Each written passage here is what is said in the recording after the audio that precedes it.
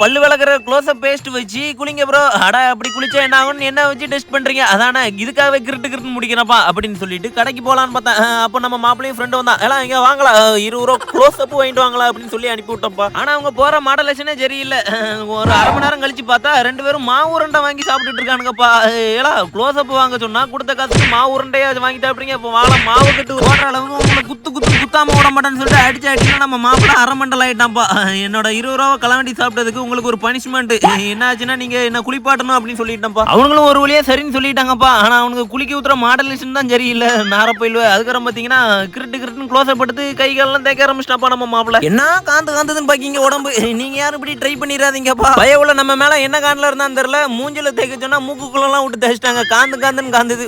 ஒரு வழியா எப்படியே கிருட்டுன்னு இதுன்னாச்சு. ஆனா நான் உடம்பு எரிதான்ப்பா தாங்க முடியல. ஒரு வழியா டாஸ்க் எல்லாம் கிருட்டுன்னு முடிச்சிட்டேன். ஆனா நீங்க மட்டும் இந்த மாதிரி யாருமே தயவு செஞ்சு பண்ணிடாதீங்க. சரிங்க. அதுக்கப்புறம் பாத்தீங்கன்னா நம்ம சேனலுக்கு யாராவது புதுசா வந்திருந்தீங்கன்னா மறக்காம நம்ம சேனலை சப்ஸ்கிரைப் பண்ணிக்கோங்க.